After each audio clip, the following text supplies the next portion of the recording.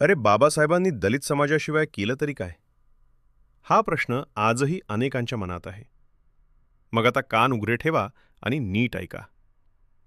भारताच्या इतिहासात काही व्यक्ती अशा आहेत, ज्यांनी फक्त स्वतःचं आयुष्य नाही, तर संपूर्ण देशाचं भविष्य बदलून टाकलं. डॉक्टर बाबासाहेब आंबेडकर हे त्यातील सर्वात तेजस्वी नाव. आज आपण ज्या भारतात श्वास घेतो, जिथे आपण समानतेने जगतो, शिक्षण घेतो, नोकरी करतो, आपले हक्क मागतो, त्या प्रत्येक गोष्टीच्या मुळाशी बाबासाहेबांचा संघर्ष आहे. पण हा प्रवास इतका सोपा नव्हता. हा प्रवास होता अपमान, भूक, संघर्ष, अन्याय आणि अडचणींनी भरलेला. बाबासाहेबांचा जन्म 14 एप्रिल 1891 रोजी झाला. ते एका अशा समाजात जन्माला आले, ज्याला त्या काळात अस्पृश्य मानलं जात होतं. लहानपणीच त्यांना कळलं की समाजात सगळे समान नाहीत. शाळेत असताना त्यांना इतर मुलांसोबत बसण्याची परवानगी नव्हती. पाणी पिण्यासाठीही त्यांना स्वतः हात लावता येत नव्हता. कुणीतरी वरून पाणी ओतायचं, तेव्हाच ते पिऊ शकायचे.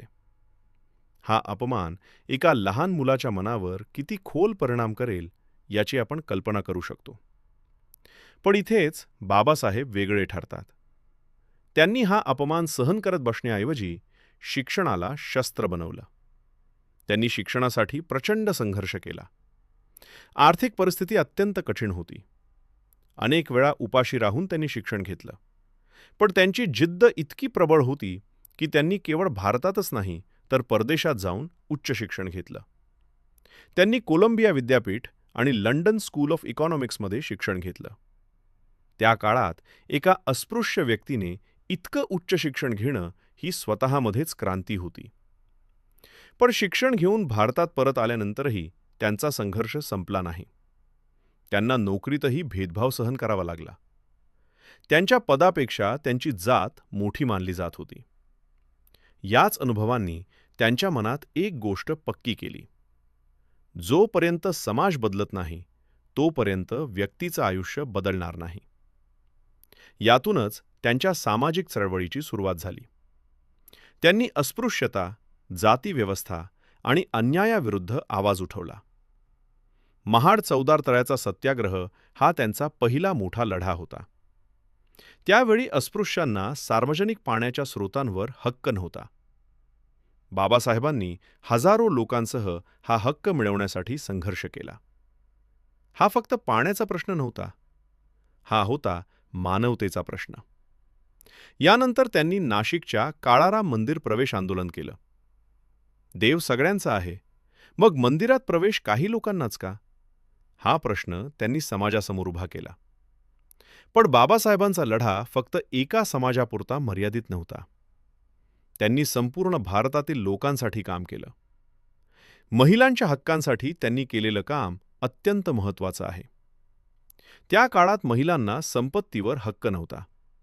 त्यांना स्वतःचे निर्णय घेण्याचं स्वातंत्र्य नव्हतं.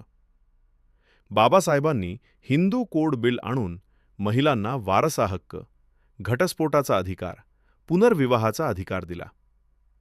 आज महिलांना जे अधिकार सहज मिळतात, त्यामागे बाबासाहेबांचा संघर्ष आहे.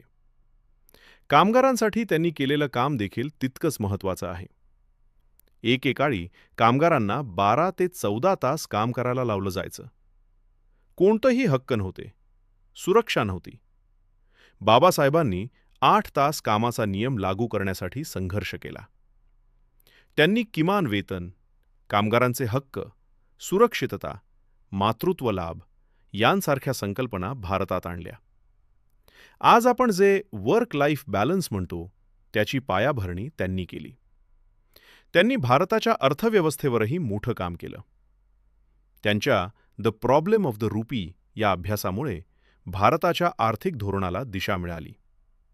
पुढे जाऊन reserve bank of India RBI स्थापनेत त्यांच्या विचारांचा प्रभाव दिसून येतो. आता त्यांच्या आयुष्यातील सर्वात मोठ्या कार्याबद्दल बोलूया: भारताचं संविधान.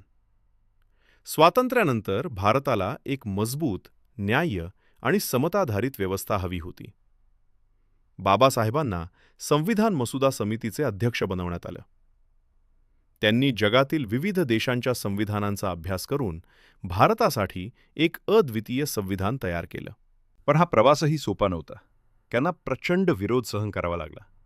अनेकांनी त्यांच्या विचारांना विरोध केला, त्यांच्यावर टीका केली. पण त्यांनी कधीही हार मानली नाही. त्यांच्या आयुष्याचा शेवटचा मोठा निर्णय म्हणजे बौद्ध धर्म स्वीकारणं. त्यांनी 1956 साली लाखो अनुयायांसह बौद्ध धर्म स्वीकारला. हा निर्णय त्यांच्या आयुष्यभराच्या संघर्षाचा परिणाम होता. त्यांनी असा धर्म निवडला जो समानता आणि मानवतेचा संदेश देतो. आज आपण जे काही आहोत, ज्या भारतात जगतो, त्या प्रत्येक गोष्टीत बाबासाहेबांचा वाटा आहे. आपण शिक्षण घेतो कारण त्यांनी शिक्षणाचा हक्क दिला. आपण नोकरी करतो कारण त्यांनी कामगारांचा हक्क दिले. आपण समानतेने जगतो कारण त्यांनी संविधान दिलं. म्हणून पुढच्या वेळी कोणी विचारलं, आंबेडकरांनी काय केलं, तर त्यांना फक्त एकच उत्तर द्या. त्यांनी एका समाजासाठी नाही, तर संपूर्ण भारतासाठी आयुष्य झिजवलं आणि भविष्य घडवलं. ज्यांनी आपल्याला हक्क दिले त्यांच्याबद्दल प्रश्न विचारण्याआधी त्यांचा संघर्ष समजून घ्या.